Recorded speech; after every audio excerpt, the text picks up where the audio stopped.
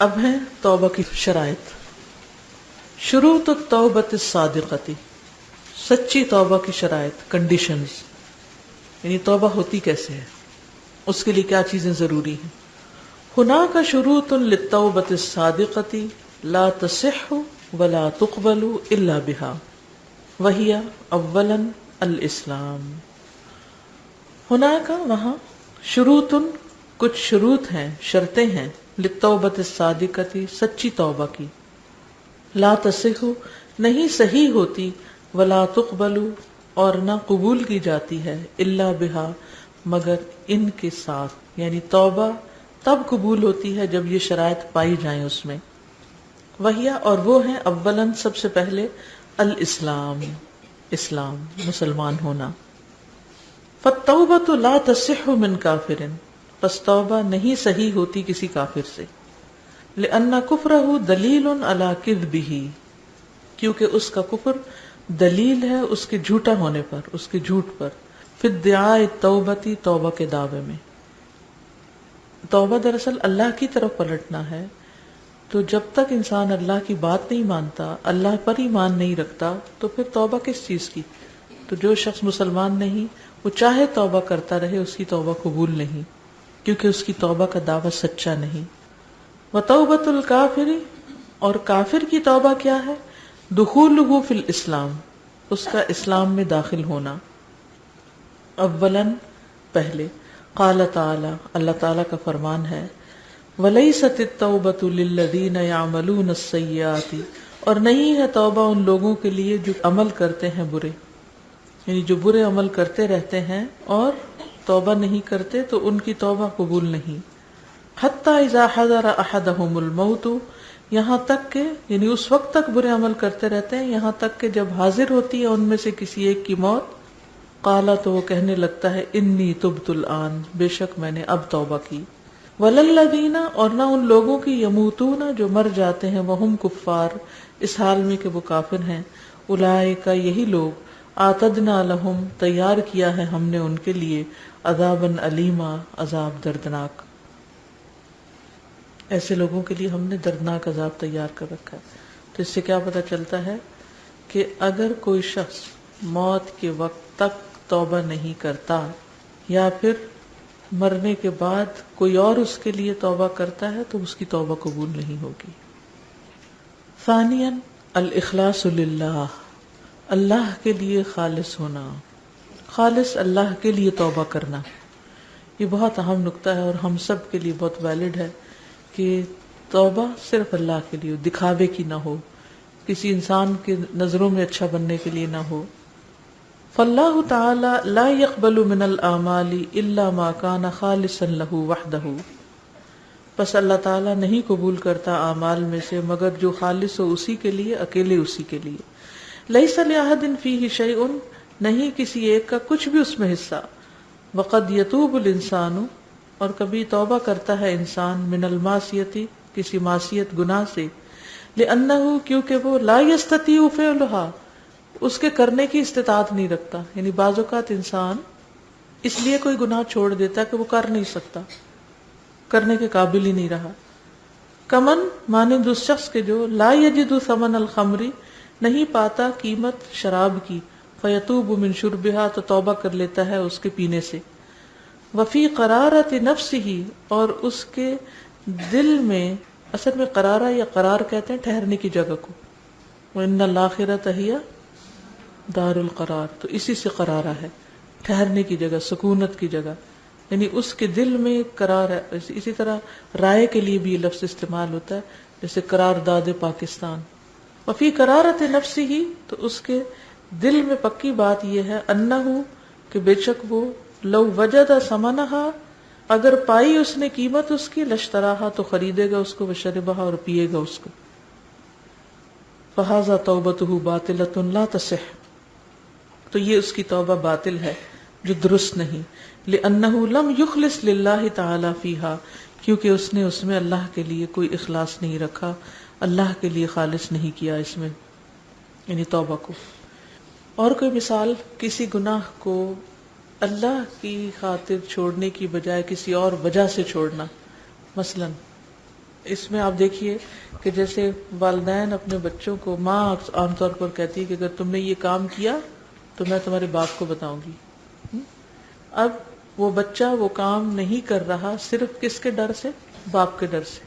جو ہی اس کو موقع ملے گا اور باپ کا ڈر ختم ہوگا تو وہ کیا کرے گا؟ وہ کام کر لے گا. اور وہ بھی اپنے دل میں ہی کہتا ہے کہ مجھے جو ہی موقع ملے گا میں کر لوں گا، صرف کسی پریشر کی وجہ سے وہ نہیں کر رہا. ایسی توبہ بھی یا ایسا کسی برے کام کو چھوڑنا جو ہے وہ فائدے کا نہیں ہے. اسی طرح استاد کے ڈر سے نقل نہ کرنا، اور جو ہی استاد ادھر ادھر دیکھے تو نقل کر لینا. تو وہ جو استاد کے ہوتے ہوئے نقل نہیں کی جبکہ دل میں ارادہ تھا تو وہ تو پھر ایک گناہ کی حالت ہے. کرنے کا موقع نہیں ملا، جو ہی موقع ملا وہ کر ڈالا. کوئی اور صورت بتائیے، کیونکہ روزمرہ زندگی میں چیزیں موجود ہیں جن کی طرف ہم کبھی توجہ بھی نہیں کرتے اور ہم غفلت سے یہ گناہ کیے چلے جا رہے ہوتے ہیں. اور زیادہ یہ بھی تو ہے نا کہ کسی کی بیماری کی وجہ سے کوئی سگریٹ وغیرہ چھوڑ دے، لیکن اس کو کسی بیماری کی وجہ سے کوئی حرام چیز کھانا چھوڑ دینا.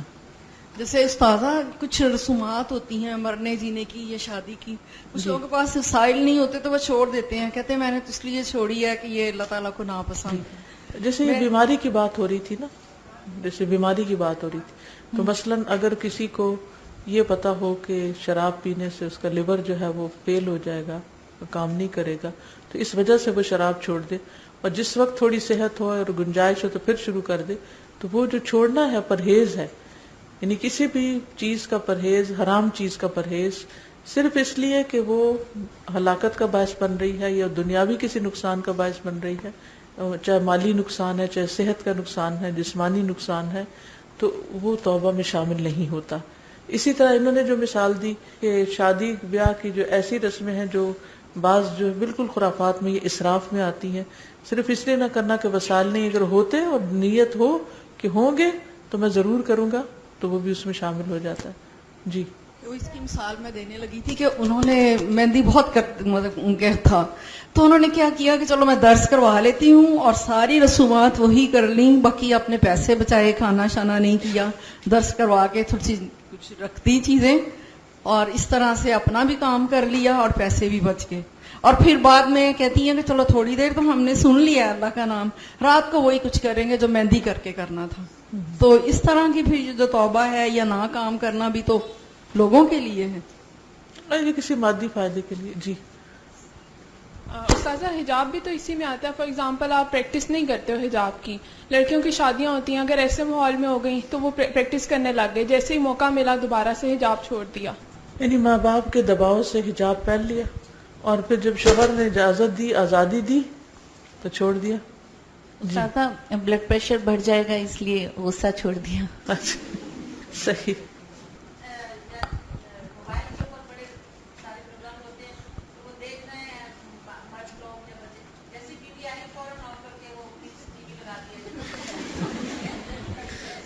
یعنی خراب چینل دیکھ رہے ہوتے ہیں اور جو ہی کوئی آیا تو فٹافٹ چینل چینج کر دیا، تو یہ توبہ نہیں ہے، یہ گناہ کا چھوڑنا توبہ میں شمار نہیں ہوگا. سمجھ آ گئی اب؟ بعض اوقات بچوں کو عادت ڈالنے کے لیے ہم کوئی انعام یا کوئی سزا بتا دیتے ہیں کہ اچھا نماز نہیں پڑھو گے تو ایسے میں کروں گی یا انعام دوں گی، تو کیا وہ بھی نہیں کرنا چاہیے؟ تربیت کے لیے وقتی طور پر کیا جا سکتا ہے، ایسے کوئی انعام دیا جا سکتا ہے جو ٹینجیبل ہو، نظر آ رہا ہو، تو اس میں بچوں کا شوق بڑھتا ہے. لیکن اس کے ساتھ یہ کانسیپٹ بھی یہ اللہ کے لیے ہونا چاہیے، یہ بہت ضروری ہے، ورنہ اگر اسی کے اوپر ہی وہ رہے تو وہ زیادہ دیر نماز نہیں پڑھیں گے. جیسے شروع میں بات ہوئی تھی نا، اگر بچپن سے ہی اللہ کی خاطر کام کرنے کی سوچ پیدا کر دی جائے تو ہی بڑے ہو کر اعمال درست ہوتے ہیں. جی السلام علیکم. وعلیکم السلام. استاذہ جیسے سورہ یوسف میں مثال ہے ان کے بھائیوں کی کہ وہ کہتے ہیں کہ اب یہ کر لو اور پھر بعد میں نیک بن جانا. بالکل.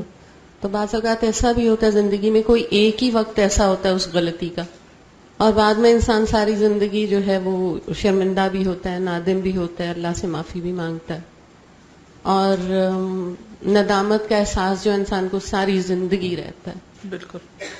تو اللہ تعالیٰ پھر معاف بھی کر دیتا ہے، جیسے انہوں نے اپنے والد سے کہا تھا کہ آپ ہمارے لیے دعا کیجیے، تو انہوں نے پھر کہا سوف استغفر لکم ربی. ابھی ہم ہم نے اس میں پڑھا ہے نا کہ توبہ خالص اللہ کے لیے کرنی چاہیے. تو استاذہ کبھی ایسے بھی ہوتا ہے کہ آپ مطلب تھوڑا سا آپ کا ایمان کا لیول ڈاؤن ہوا ہوتا ہے, پھر آپ کے ساتھ کوئی ایسی سچویشن آ جاتی ہے جس کی وجہ سے آپ واپس اللہ کی طرف پلٹتے ہو, آپ کو دنیاوی نقصان بھی فار ایگزامپل ہو رہے ہیں, تو اس میں بھی تو استاذہ کہیں نہ کہیں جب آپ توبہ کر رہے ہوتے ہو تو آپ کے وہ انٹینشن بھی تو ہوتی ہے نا کہ اگر میں توبہ کروں گی تو مطلب یہ والا مسئلہ بھی میرا سالو ہو جائے گا. تو استاذہ کیا وہ بھی اللہ کے تو لیے کوئی حرج ہوتی؟ نہیں, اچھا. دنیاوی مسائل کے حل کے لیے توبہ کی جا سکتی. میں یہ ابھی پڑھ رہی تھی تو دیکھیں ذہن میں یہ آیا تھا کہ مسلمان ہونا کتنی بڑی ہمارے لیے ایک نعمت ہے نا, کہ آپ دیکھیں کہ جو کفر کی حالت میں مر جاتے ہیں کہ وہ ایسے گھروں میں پیدا ہوتے ہیں, اس میں ان کا تو کوئی قصوریت ہے, والدین ان کو جیسا چاہے بنا دیتے ہیں. تو مطلب یہ کہ مسلمان ہونا میں سمجھتی ہوں کہ بہت بڑی ایک ہمارے لیے دولت ہے اور بہت بڑی نعمت ہے کہ ہم دیکھیں کیسے استغفار کرتے ہیں تو اللہ تعالیٰ سے اپنی توبہ کروا اس کے لیتے ہیں. لیے پھر یہ ہے کہ ہم اس کا شکر کیسے ادا کرتے ہیں نا, کہ ان لوگوں تک بھی اسلام کا پیغام پہنچائیں جن کو نہیں ملا. آگے چلتے ہیں. قال تعالی, اللہ تعالیٰ کا فرمان ہے, فَاعْبُدِ اللَّهَ مُخْلِصًا لَهُ الدِّينَ, پس عبادت کیجیے اللہ کی خالص کرتے ہوئے اس کے لیے دین کو. الا للہ الدین الخالص, خبردار اللہ ہی کے لیے ہے دین خالص. وقال النبی صلی اللہ علیہ وسلم, اور نبی صلی اللہ علیہ وسلم نے فرمایا, انما الاعمال بالنیات, بے شک اعمال کا دار و مدار نیتوں پر ہے. وانما لکل امرئ ما نوی, اور بے شک ہر انسان کے لیے وہی ہے جس کی وہ نیت کرے. وکان من دعاء الفاروق عمر بن الخطاب, اور تھی ایک دعا فاروق عمر بن خطاب کی, اللہم اجعل عملی کلہ صالحا واجعلہ لوجہک خالصا ولا تجعل لأحد فیہ شیئا. اللہم, اے اللہ, اجعل, کر دے, عملی, میرے عمل کو, کلہ, سارے کے سارے کو, صالحا, نیک, میرا سارا عمل نیک کر دے, واجعلہ, اور بنا دے اس کو, لوجہک خالصا, اپنے چہرے کے لیے خالص, وجہ وجہ ہی ہے, ولا تجعل, اور نہ تو بنا, لأحد, کسی ایک کے لیے, فیہ, اس میں, شیئا, کچھ بھی, اور کسی کے لیے بھی اس میں کوئی حصہ نہ بنانا. اس دعا کو ذرا کہہ لیجئے یاد ہو جائے, تاکہ اللہم اجعل عملی کلہ صالحا,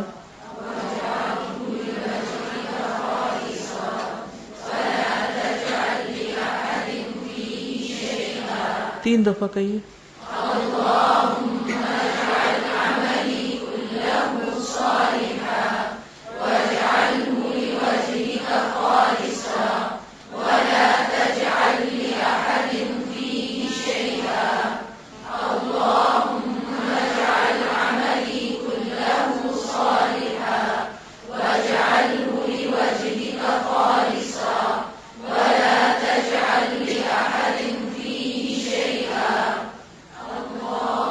اب اس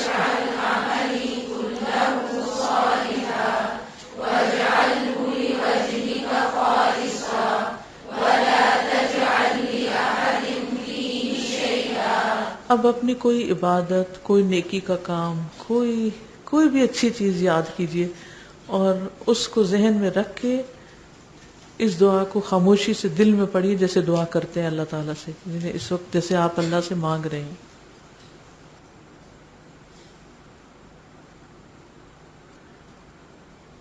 چلیے.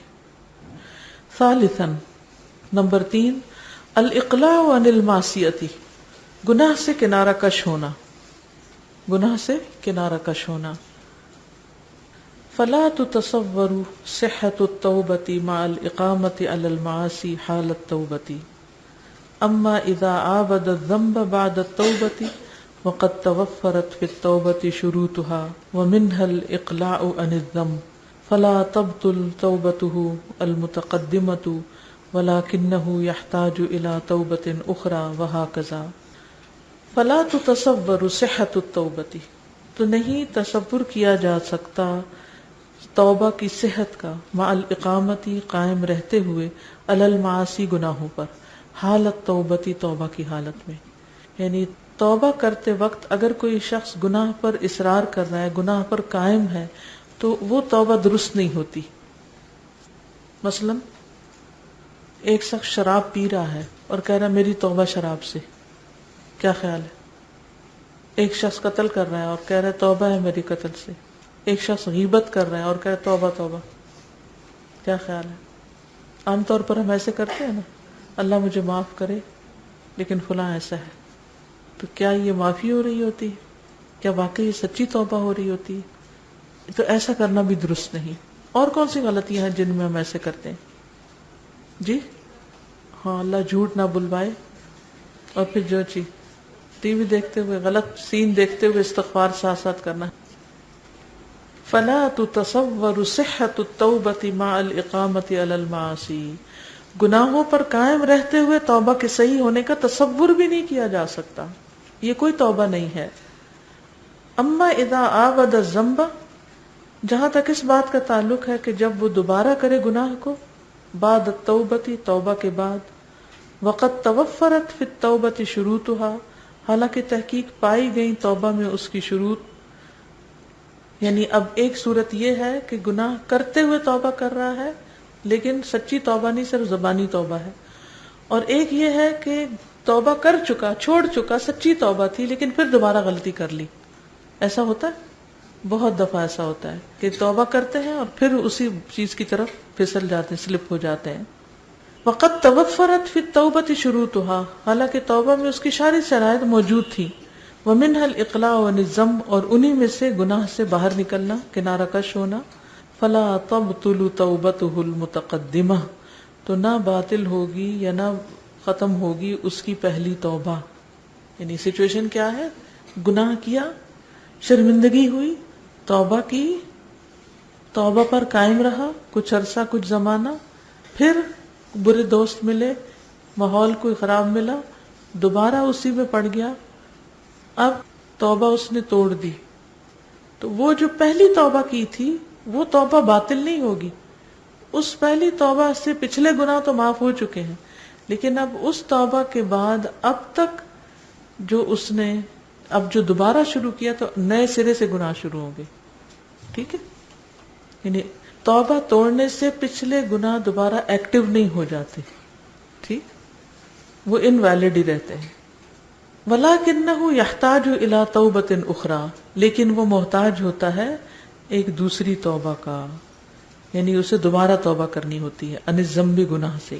فَلَا تَبْطُلْ تَوْبَتُهُ الْمُتَقَدِّمَةَ وَلَكِنَّهُ يَحْتَاجُ إِلَىٰ تَوْبَةٍ أُخْرَىٰ وَهَكَذَا, اور اسی طرح پھر اس نے توبہ کی, دوبارہ گناہ چھوڑ دیا, سب کچھ. جیسے عام طور پر کیا ہوتا ہے, رمضان آتا ہے, ہم غلطی چھوڑ دیتے, گناہ چھوڑ دیتے, بہت سی بری عادتیں چھوڑ دیتے ہیں, اور پھر اس کے بعد کیا ہوتا ہے کہ رمضان گزرتا ہے, آہستہ آہستہ آہستہ وہ پھر ڈائلیوٹ ہونا شروع ہوتا ہے تقویٰ, ہم پھر وہیں آ جاتے ہیں, پھر کوئی غلطی کر بیٹھتے ہیں, پھر دوبارہ رمضان آ جاتا ہے, پھر ہم توبہ کرتے ہیں, پھر اس کے بعد پھر توبہ توڑ دیتے ہیں, پھر حج کیا, توبہ کی, ہر چیز سے معافی مانگ لی, صاف ستھرے ہو کے آئے اس دنیا میں, واپس لوٹے, وہی گھر, وہی ماحول, وہی لوگ, پھر دوبارہ انہی غلطیوں کا شکار ہو گئے. اب پھر دوبارہ اللہ نے توفیق دی, دوبارہ توبہ کی, پھر واپس آئے, پھر دوبارہ وہی کر. یہ انسان کے لیے ایک بہت بڑا مسئلہ ہے. انسان کمزور ہے, خلق الانسان ضعیفا, یہ غلطیاں ہوتی رہتی ہیں. لیکن یہ ہے کہ اس کا یہ مطلب نہیں کہ انسان فیڈ اپ ہو جائے اور توبہ چھوڑ دے. انسان توبہ کرتا رہے, بار بار پلٹتا رہے اور بار بار چھوڑتا رہے. ہو سکتا ہے کسی وقت استقامت بھی نصیب ہو جائے. اور اس کے لیے آگے یہ حل بتائیں گے کہ توبہ پر قائم رہنے کے لیے پھر کرنا کیا چاہیے, کیونکہ اکیلا تنہا درخت جو ہے وہ قائم نہیں رہ سکتا آندھیوں اور طوفانوں کے چکر میں. ہم بھی ہر طرف سے گھرے ہوئے ہیں, ہمارا نفس سے, اندر سے نفس کمزور کر رہا ہے, باہر سے شیطان حملہ آور ہو رہا ہے. جی نہیں, عادی مجرم نہیں کہلائے گا ایز لانگ ایز وہ توبہ کر رہا ہے اور وہ اس سے نکلنا چاہتا ہے.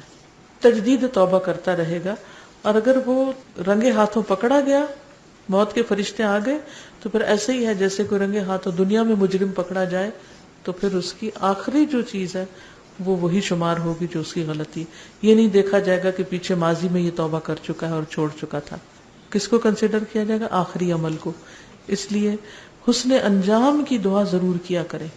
اپنے جو معمولات ہیں ان میں کہیں نہ کہیں ڈال لیں, اللہم انی اسألک حسن الخاتمہ, اللہ مجھے حسن خاتمہ نصیب فرمانا. جی ایسا بھی تو ہوتا ہے نا کہ ہم مثلا اب جیسے ابھی آپ نے بات کی کہ توبہ کر لیں، اگر کوئی گناہ ہو جائے تو فوراً توبہ کر لیں، اللہ تعالیٰ معاف کر دیتے ہیں، لیکن ہم اس کا بھی تو غلط فائدہ اٹھاتے ہیں نا. ایک دفعہ ہم نے توبہ کر لی اور پھر کیا ہوا، جان بوجھ کے ہم پھر وہ گناہ کر رہے ہوتے ہیں اور پھر یہ سوچ کے کر رہے ہوتے ہیں کوئی بات نہیں، توبہ کا موقع ہے نہ کر لیں گے. تو کیا ایسا کرنا ٹھیک ہے؟ ایسا کرنا غلط ہے، لیکن کسی کو کیا پتا کہ اگلے لمحے وہ ہے بھی کہ نہیں. کل ہم نے کتنے ہی واقعات ایسے سنے کہ مجھے خاص طور پر وہ بعد میں بھی یاد آتا رہا کہ وہ ڈاکٹر صاحب جو تھے ایک پیشنٹ کو دیکھ کر کرسی پر بیٹھے ہیں، قلم ہاتھ میں ہے، اور دوسرا پیشنٹ اندر آیا ہے اور ان کی ڈیتھ ہو چکی ہے اس دوران، بس اتنی سی دیر میں. یعنی ہلا دینے والی بات تھی. بار بار خیال آتا رہا کہ بس اتنی سی دیر. ہم دن کے کتنے ہی حصوں میں کتنی دفعہ ہم اپنے روٹین کے کاموں میں بیٹھے ہوئے ہوتے ہیں، ہمیں نہیں پتا کہ ایک کام کرنے کے بعد دوسرا کرنے کا موقع ملے گا یا نہیں ملے گا. تو ہم جان بوجھ کے غلطی اس لیے کرتے جائیں کہ اچھا توبہ کر لیں گے، تو یہ تو نہیں ہونا چاہیے. کبھی ہم لوگ ایک گناہ سے توبہ کرتے ہیں مگر اس کے ساتھ باقی گناہوں کے اوپر اصرار رہتا ہے. یعنی اگر میں نے جھوٹ سے توبہ کی یا میں نے ٹی وی دیکھنے سے توبہ کی تو میں دوسرا گناہ اس کے ساتھ کری ہوں گی. تو کیا توبہ کی شرط میں یہ آتا ہے کہ اگر توبہ کی ہے تو باقی تمام گناہ جو مائنڈ میں چل رہے ہوتے ہیں کہ اچھا یہ بھی میں کرتی ہوں. توبہ تو سارے گناہوں سے ہوتی ہے، صرف ایک یا دو سے نہیں ہوتی. جو چیز بھی انسان کو محسوس ہو رہی کہ غلط ہے اس سے پھر آگے آئے گا. کانوں کی سماعت سے متعلق توبہ، آنکھوں سے متعلق توبہ، باقی اعضاء سے متعلق توبہ، یعنی ان سے جو گناہ ہوتے ہیں. یعنی سادہ جیسے ابھی بات ہوئی کہ میں چغلی کری ہوں اور ساتھ میں کہہ رہی ہوں غیبت کری ہوں، میں کہہ رہی ہوں استغفر اللہ، ٹھیک ہے. اگر میں نے واقعی پکی توبہ کر لی کہ آئندہ میں کسی کی غیبت نہیں کروں گی، مگر میں اس کے ساتھ کوئی اور گناہ کر رہی تھی اور وہ میں جاری رکھتی ہوں، تو کیا اس چیز کی توبہ ہو جائے؟ اس کی تو ہر گناہ کی الگ پکڑ ہے نا. ٹھیک، یعنی آپ نے چغلی سے توبہ کی، کسی اور چیز سے نہیں کی، تو یہ غلط. چلیے. قال النووی، امام نووی نے کہا وَإِذَا تَابَ تَوْبَةً صَحِيحَةً بِشُرُوطِهَا، جب اس نے توبہ کر لی توبہ صحیح، بشروطها اپنی شروط کے ساتھ، ساری شرائط کے ساتھ، ثم عابد الذنب پھر اعادہ کیا گناہ کا، کتب علیہ ذلک الذنب الثانی لکھا جائے گا اس پر یہ دوسرا گناہ، ولم تبطل توبته اور اس کی توبہ باطل نہیں ہوگی. یعنی امام نووی کا بھی یہ کہنا ہے کہ پہلی توبہ باطل نہیں ہوگی، نیا گناہ جو اس نے کیا بس وہی لکھا جائے گا. وقال شیخ الاسلام ابن تیمیہ، اور شیخ الاسلام ابن تیمیہ کہتے ہیں وَإِذَا تَابَ تَوْبَةً صَحِيحَةً جب توبہ کر لی اس نے صحیح توبہ، غفرت ذنوبہ تو بخش دیے جائیں گے اس کے گناہ. وَإِنْ عَادَ إِلَى الذَّنْبِ اور اگر وہ پلٹا گناہ کی طرف، فَعَلَيْهِ أَن يَتُوبَ تو اس پر لازم ہے کہ وہ توبہ کرے. وَإِذَا تَابَ اور جب وہ توبہ کر لے گا، قبل اللہ توبتہ ایضاً تو قبول کر لے گا اللہ تعالیٰ اس کی توبہ، یعنی دوبارہ بھی. یعنی اگر اس نے ایک دفعہ توبہ کی، پھر توبہ توڑ دی، پھر دوبارہ توبہ کی، تو اللہ تعالیٰ اس کی وہ دوسری توبہ بھی قبول کر لے گا. وہ جو 100 لوگوں کا قاتل تھا اس کے بارے میں آپ سب کو واقعہ آپ نے سنا ہوا ہے. کتنے بھی کسی کے گناہ ہوں، آسمانوں تک جا پہنچے، لیکن اگر وہ توبہ کرتا ہے تو اللہ تعالیٰ اس کو دھتکارتا نہیں، اللہ تعالیٰ اس کو اپنے سے دور نہیں کرتا، اپنے دامن میں پناہ لیتا ہے. لیکن توبہ کا ٹالنا بذات خود ایک گناہ ہے. ٹھیک ہے، یہ نہیں سوچنا چاہیے اچھا بعد میں کر لیں گے کہ اللہ تعالیٰ نے تو معاف کر ہی دینا اس لیے پھر ایک ہی دفعہ ہو جائے گا. رابعاً نمبر 4 الاعتراف بالذنب گناہ کا اعتراف کرنا، ایکسپٹ کرنا اس کو. یہ شرائط ہے توبہ کی نا. اذ لا يمكن ان يتوب المرء من شيء لا يعده ذنبا كالذي يبتدع في دين الله عز وجل ما ليس منه فانه لا يعد بدعته ذنبا بل انه يتقرب الى الله تعالى بها. یہ بڑی خطرناک بات ہے. توبہ کی شرائط میں سے ایک شرط گناہ کا اعتراف کرنا کہ اللہ میں گناہ گار ہوں، اس گناہ کو ماننا کہ یہ غلط کام ہے. جب تک ایک بندہ کسی گناہ کو گناہ ہی نہیں کہتا تو اس پر وہ توبہ بھی نہیں کرے گا. تو اس لحاظ سے بدعت جو ہے وہ بڑا ہی خطرناک قسم کا گناہ ہے، کیونکہ بدعت کرنے والا بدعت کے ذریعے اللہ کا تقرب حاصل کر رہا ہوتا ہے، جبکہ وہ اللہ کی ناراضگی کا کام کر رہا ہوتا ہے. تو پھر وہ جب اس کو مانتا ہی نہیں کہ میں غلط کر رہا ہوں، چاہے اس سے اللہ تعالیٰ ناراض ہے، تو نہ وہ توبہ کرے گا نہ اس کی معافی ہوگی، اور وہ یہ گناہ اس کے لیے پکڑ کا سبب بن جائے گا. اذ لا يمكن ان يتوب المرء جبکہ نہیں ممکن کہ توبہ کرے انسان من شیء کسی چیز سے لا یعدہ ذنبا، اسے گناہ گنتا ہی نہیں، شمار ہی نہیں کرتا. یعنی کوئی انسان کسی بھی ایسی چیز سے توبہ نہیں کر سکتا جس کو وہ گناہ تصور نہ کرے. کالذی، مثال اس شخص کی، یبتدع، جو بدعت کرتا ہے، بدعتی ہے، فی دین اللہ عز وجل، اللہ عز وجل کے دین میں نئی نئی باتیں نکالتا ہے، ما لیس منہ، جو اس میں سے ہے نہیں. فإنہ لا یعد بدعتہ ذنبا، کیونکہ وہ اپنی بدعت کو گناہ گردانتا ہی نہیں، شمار ہی نہیں کرتا. بلکہ انہ یتقرب، بے شک وہ قرب حاصل کرتا ہے الی اللہ تعالی بہا، اللہ تعالی کا اس بدعت کے ذریعے، اس بدعت کے ذریعے اللہ تعالی کا قرب تلاش کرتا ہے. تو وہ اس بدعت کو چھوڑے گا بھی نہیں، اس کو برا بھی نہیں مانے گا، اور اس پر توبہ بھی نہیں کرے گا. یہ بہت ڈرنے والی بات ہے. بدعت کس کو کہتے ہیں؟ دین میں نئی بات نکالنا جو کہاں سے ثابت نہ ہو، نہ قرآن سے، نہ سنت سے، نہ صحابہ کے طریقے سے. یعنی خیر القرون میں وہ چیز نہ ہو، اور وہ چیز عقیدے اور عبادت سے متعلق ہو، معاملات سے متعلق نہیں، یا اخلاقیات سے متعلق نہیں. کیونکہ اخلاقیات تو یونیورسل ہوتے ہیں، ہر دور میں ان میں انوویشن کیا ہو سکتی ہے. اچھا اخلاق ایک ایسی چیز ہوتی ہے کہ جس کو سارے ہی اچھا کہتے ہیں، حسن سلوک جو ہے. تو عقیدے میں بدعات ہوتی ہیں، جیسے اللہ سبحانہ وتعالیٰ کے ناموں کے بارے میں، اللہ تعالیٰ کو ان ناموں سے پکارنا جن سے اللہ تعالیٰ نے اپنے آپ کو خود نہیں پکارا، یا جو اللہ نے اپنے نام خود نہیں رکھے.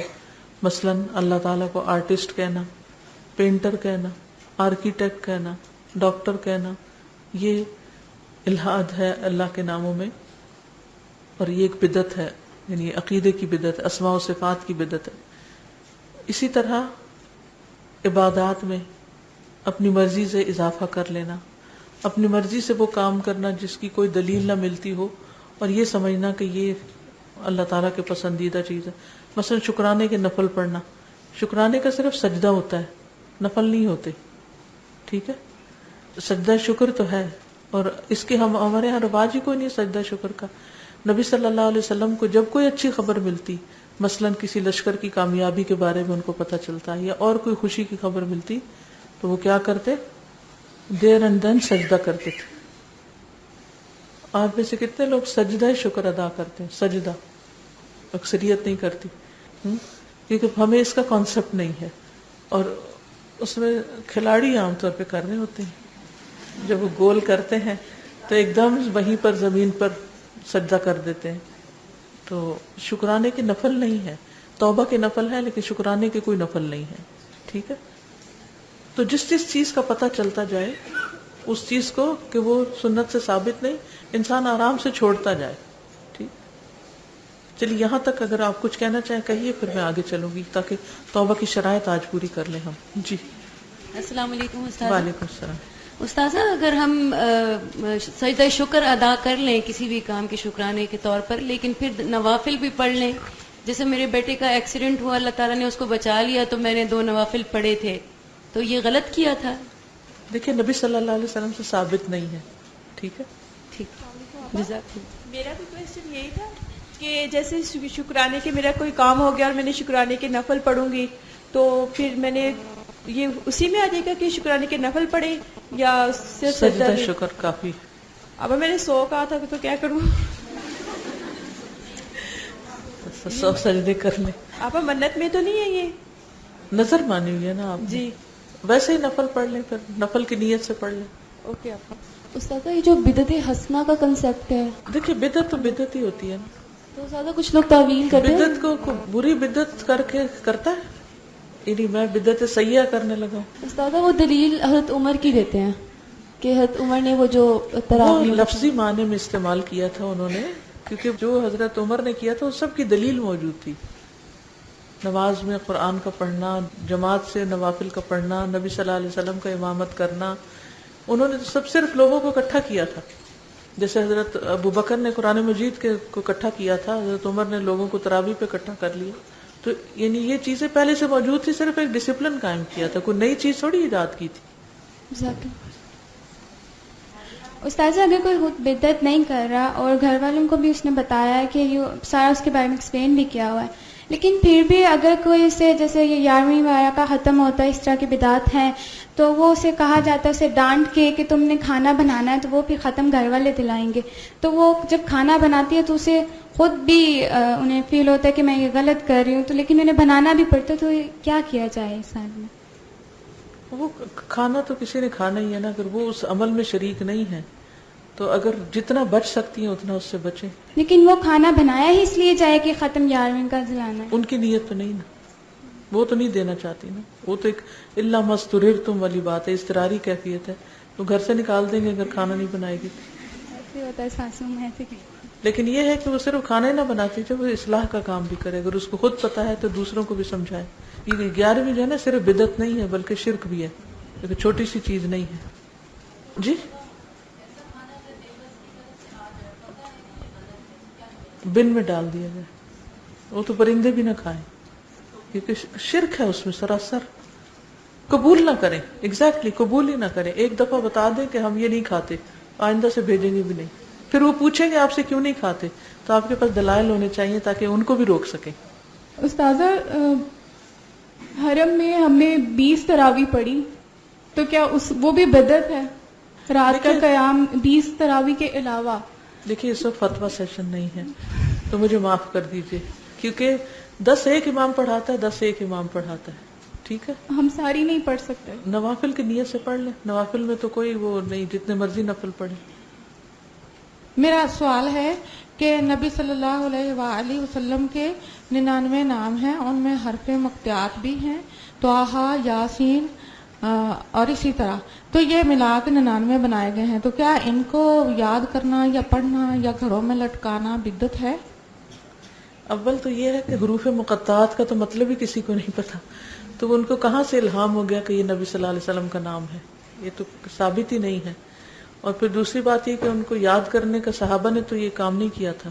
نبی صلی اللہ علیہ وسلم کے کوئی 99 نام نہیں بنائے گئے تھے، یہ تو وہ مقابلے پر بنا لیے گئے ہیں کہ اللہ کے پہلے وہ کیا کیا، ایک طرف اللہ کا نام لکھا، دوسری طرف نبی صلی اللہ علیہ وسلم کا لکھا، پھر اللہ کے نام لکھے اور پھر ان کے بھی بنا کے کچھ نہ کچھ گھڑ کے اس میں شامل کر لی. تو ایسی چیزوں سے پرہیز کرنا چاہیے.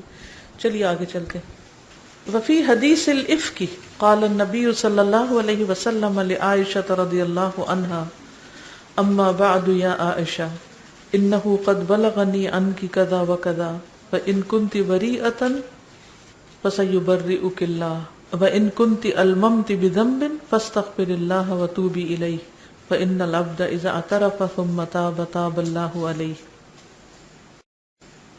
وفی حدیث الافک، اور حدیث افک میں ہے، قال النبی صلی اللہ علیہ وسلم، نبی صلی اللہ علیہ وسلم نے فرمایا، لعائشہ رضی اللہ عنہا، حضرت عائشہ رضی اللہ تعالی عنہا سے، اما بعد یا عائشہ، اما بعد اے عائشہ، انہو بے شک وہ، قد بلغنی تحقیق پہنچا مجھے، ان کی تیرے بارے میں، قضا و قضا ایسا اور ایسا، تیرے بارے میں مجھے کچھ باتیں پہنچی ہیں.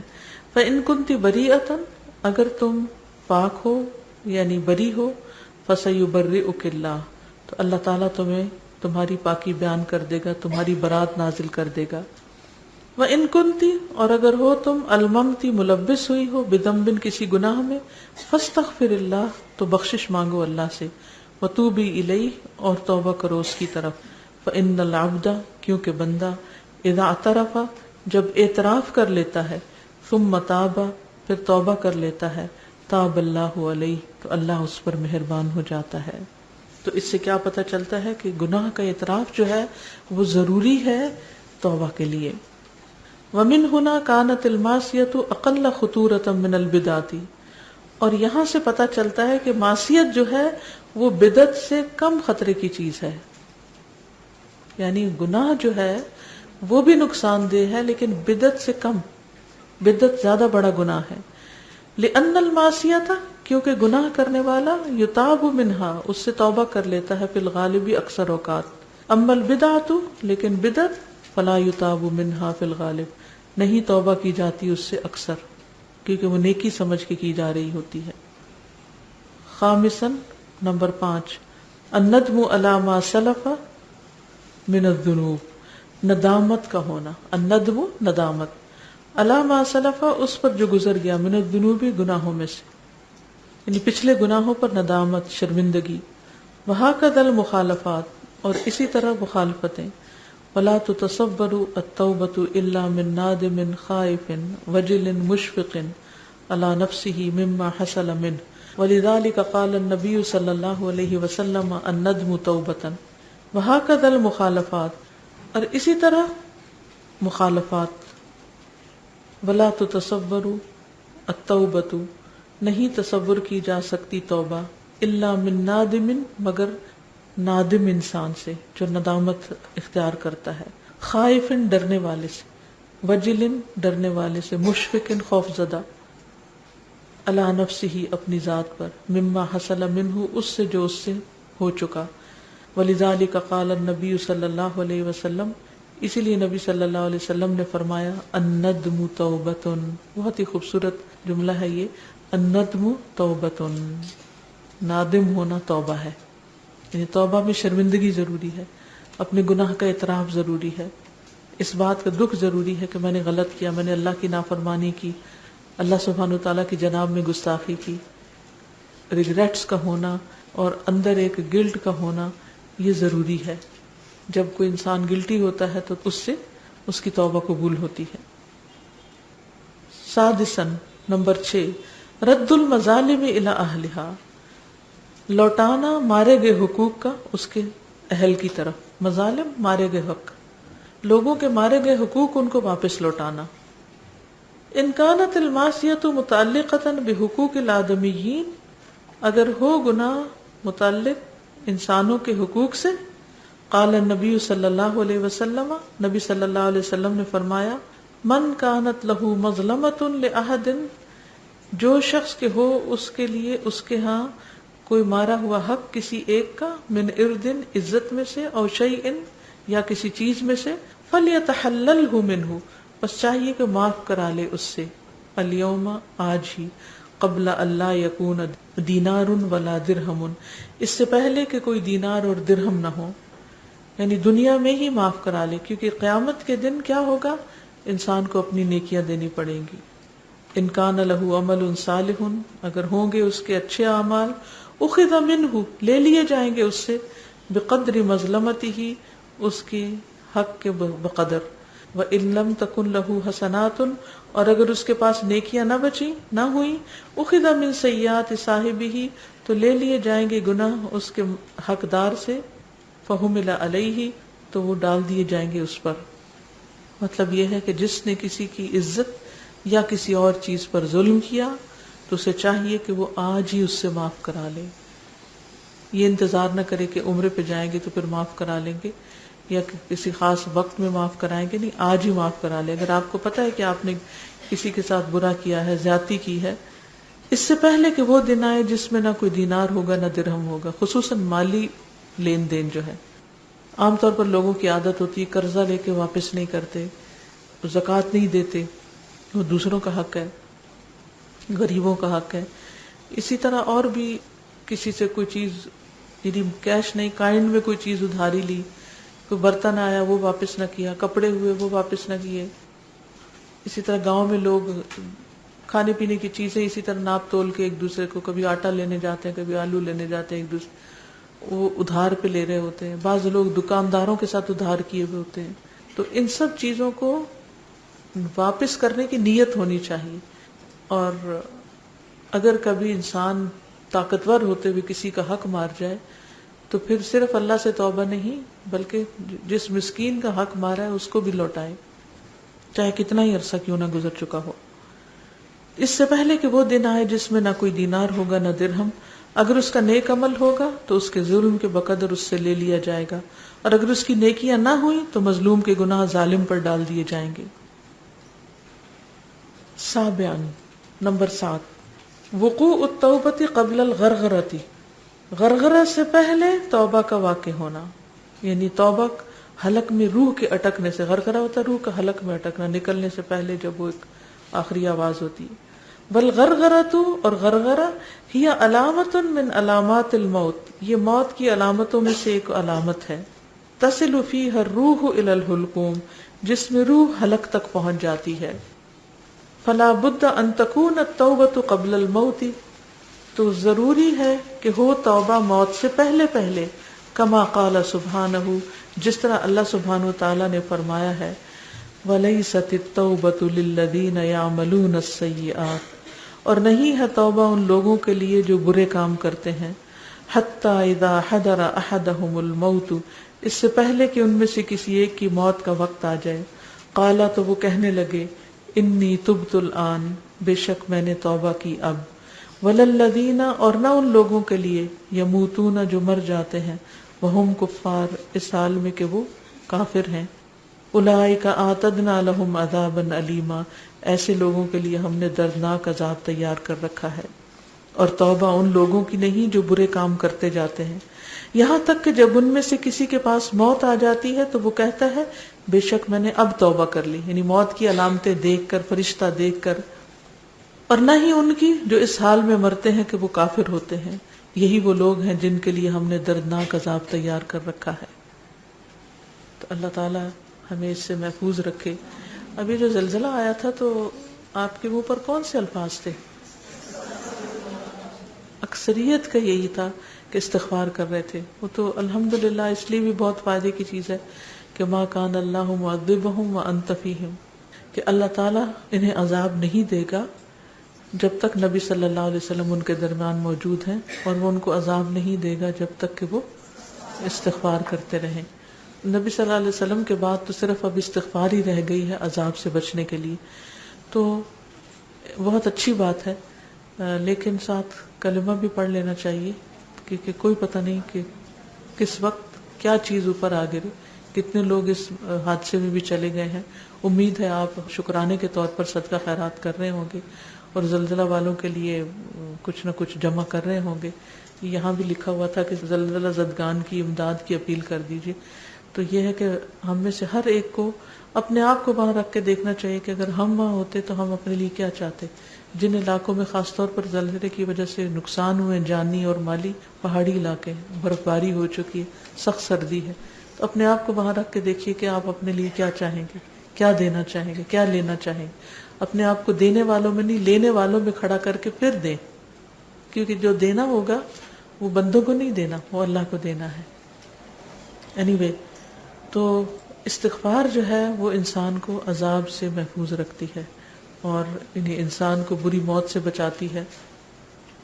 لیکن یہ زلزلہ آنے پر ہی نہیں پڑھنا چاہیے، اسی وقت نہیں کرنی چاہیے، بلکہ اس سے پہلے، کیونکہ جب موت کے فرشتے نظر آ جائیں یا موت بالکل سر پہ کھڑی نظر آئے پھر تو ہر شخص استغفار کرنا چاہتا ہے۔ جیسے کوئی سیریس بیماری ہوگی یا کینسر ڈائگنوز ہو گیا ہے یا کچھ بھی جس میں زندگی موت کے چانسز کچھ پتہ نہیں، اور ویسے بھی کئی دفعہ دیکھیں ڈاکٹرز کہتے ہیں کہ یہ 3 دن کا مہمان ہے یا 1 مہینے کا ہے، لیکن وہ کئی سال بھی لوگ جیتے ہیں، تو کر سکتے ہیں، بالکل کر سکتے ہیں، یعنی کسی بھی بیماری میں چاہے فیٹل ہو یا نہ کرنی چاہیے۔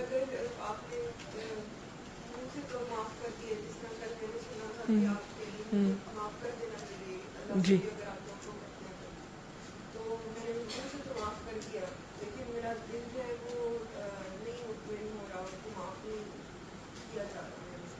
پھر بھی کوشش کریں یہ سوچ کے کہ اللہ تعالیٰ مجھے معاف کر دے، کیونکہ ہم سے بھی تو غلطیاں ہوتی ہیں۔ جی ٹھیک ہے، کیونکہ دل کے اوپر انسان کا اختیار نہیں ہوتا بعض اوقات، لیکن اگر انسان کہہ دیتا ہے، اپنی ولنگلی کہہ دیتا ہے، تو انشاءاللہ اللہ تعالیٰ معاف کر دے گا۔ جی آپ کچھ کہہ رہے؟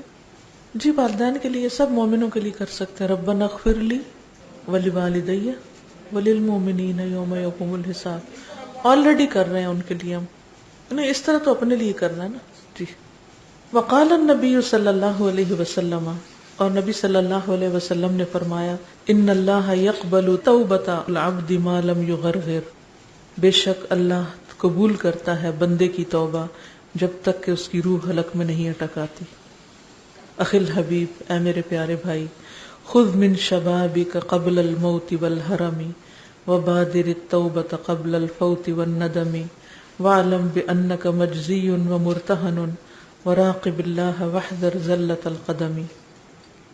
خذ من شبابک، لے لو اپنی جوانی سے، قبل الموت، موت سے پہلے، والحرم، اور بڑھاپے سے پہلے، یعنی اپنی جوانی سے بھرپور فائدہ اٹھا لو، خوب خوب عبادت کر لو، خوب خوب اچھے اچھے کام کر لو. وبادر التوبۃ، اور جلدی کرو توبہ، قبل الفوت، محرومی سے پہلے، والندم، اور شرمندگی سے. محروم اور شرمندہ ہونے سے پہلے توبہ کر لو، یعنی موقع ہاتھ سے جانے سے پہلے، اور اس سے پہلے کہ تمہیں سب کچھ تمہارا نامہ اعمال تمہیں کھول کے دکھایا جائے اور انسان اس کو دیکھ نہ سکے. یعنی آپ سوچئے کہ انسان دنیا میں اپنی ساری گندی چیزیں چھپانا چاہتا ہے، تو گناہوں کی بھی گندگی ہوتی ہے. دنیا میں اگر چھپ بھی گئے تو قیامت کے دن سامنے آ جائیں گے اگر توبہ نہیں کی، صاف نہیں کیا ان کو. اور اس وقت ایک دو بندوں کے سامنے نہیں، ساری دنیا کے سامنے آئیں گے.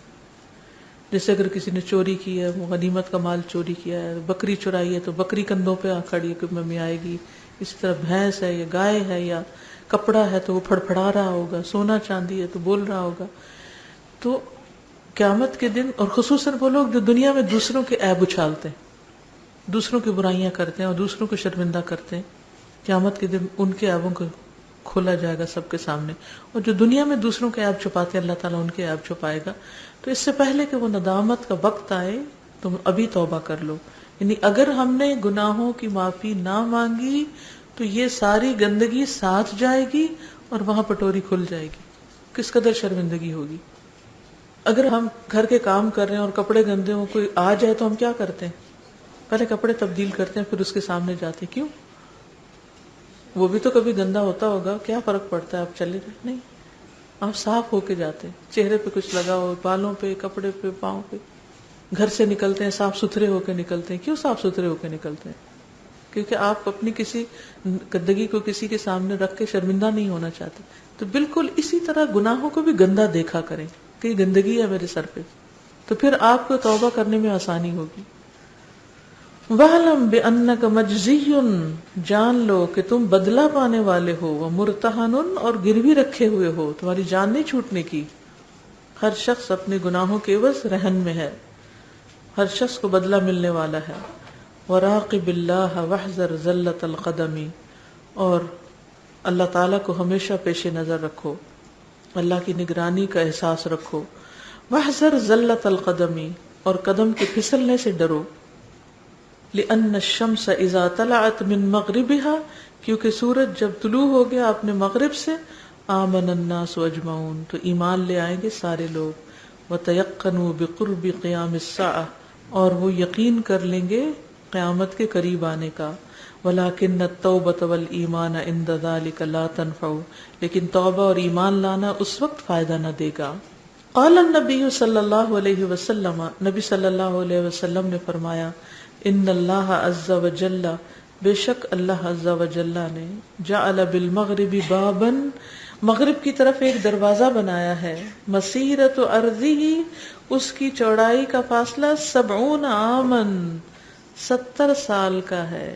للتوبۃ، توبہ کرنے والوں کے لیے. کتنی زبردست خوبصورت بات ہے کہ انسان کہتا ہے کہ میری لیے بھی جگہ ہوگی، کیونکہ وہ اتنا بڑا دروازہ، یعنی توبہ کے دروازے کا تو ہم سنتے ہیں نا کہ توبہ کا دروازہ بند ہو جائے گا جب سورج مغرب سے طلوع ہوگا، لیکن ابھی وہ کھلا ہے. اور کتنا چوڑا ہے وہ، جیسے 70 سال کوئی چلتا جائے اور جہاں تک وہ پہنچے. اللہ سبحانہ وتعالی نے توبہ کے لیے مغرب کی طرف دروازہ بنایا ہے جس کی چوڑائی کی مسافت 70 سال ہے، اور یہ اس وقت تک بند نہیں کیا جائے گا جب تک کہ سورج اس کی طرف سے طلوع نہ ہو، یعنی مغرب کی طرف سے.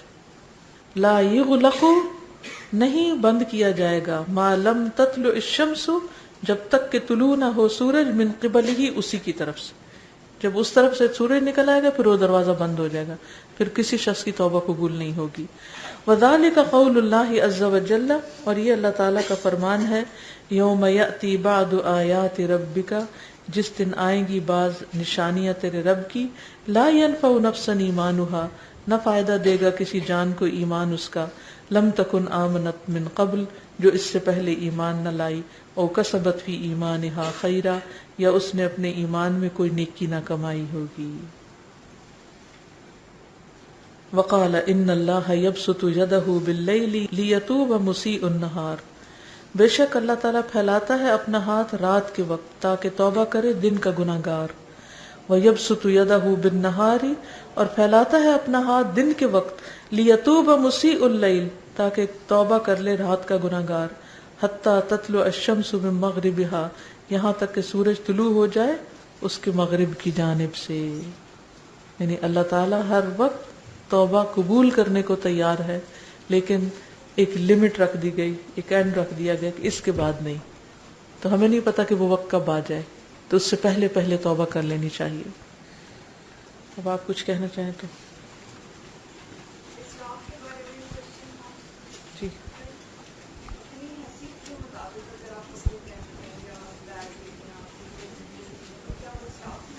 ضرورت کے مطابق لینے چاہیے، صرف حیثیت کو نہیں دیکھنا چاہیے.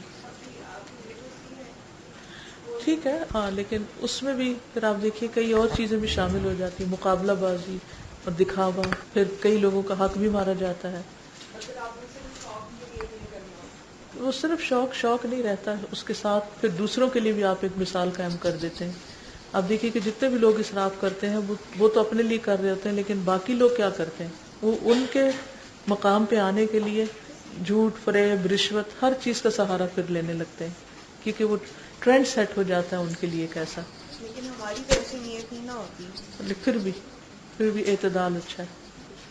اگر ہم ان سب چیزوں کو سیرت میں دیکھیں، نبی صلی اللہ علیہ وسلم کے پاس جو مال آتا تھا اس کا وہ کیا کرتے تھے؟ پھر صرف آپ نہیں، آپ کے بعد خلفائے راشدین کو دیکھیں، صحابہ کرام کو دیکھیں، ان کی زندگیوں، ان کا مال، ان کی دولت کس کام میں لگی ہے، انہوں نے کس چیز میں خرچ کیا ہے اور کہاں جمع کیا ہے، ٹھیک ہے، کہاں استعمال کیا ہے.